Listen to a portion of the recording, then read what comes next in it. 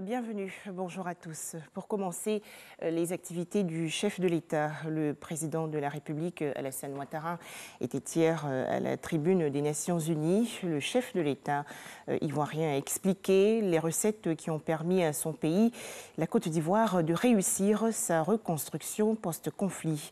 C'était donc à l'occasion du débat présidentiel de haut niveau qu'il a présidé à New York, aux États-Unis. Restons à New York, aux États-Unis, où le chef de l'État ivoirien Alassane Ouattara a eu un entretien hier avec le secrétaire général des Nations Unies, Antonio Guterres. Une rencontre en marge du débat présidentiel de haut niveau au Conseil de sécurité des Nations Unies. Autre actualité, l'Union postale universelle a lancé l'initiative e-com Africa dans 6 pays d'Afrique. Il s'agit pour l'UPU d'augmenter le volume des échanges, donc le commerce électronique entre l'Afrique, l'Union européenne, l'Asie et l'Amérique. Les explications dans ce reportage de Francis Boiffaut. L'initiative e-com Africa, lancée par l'Union postale universelle UPU dans 6 pays africains, dont la Côte d'Ivoire, devrait améliorer le volume des échanges commerciaux via Internet. La part de marché africain dans le commerce électronique mondial est de 3%. L'objectif pour nous, fournir à l'Afrique des hubs et permettre au commerce de l'Afrique et vers l'Afrique de se faire de manière standardisée. Le monde entier aujourd'hui travaille avec des données avancées. Si vous n'arrivez pas à avancer ces données sur le commerce à l'extérieur, parce que M. Trump attend ces données pour 2020, et puis l'Union européenne, la même chose. Et donc on doit standardiser ces échanges.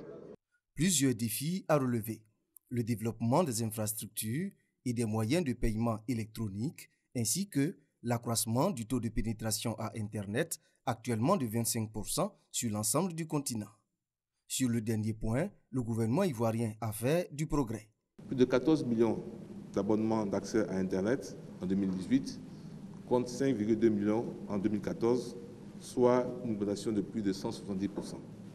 Pour permettre à la poste ivoirienne d'assurer le transport de messagerie, notamment les lettres, les cartes, les documents et les marchandises, paquets et colis, ainsi que le transfert d'argent, l'État a l'ambition d'ouvrir un centre de tri et de logistique express en zone portuaire.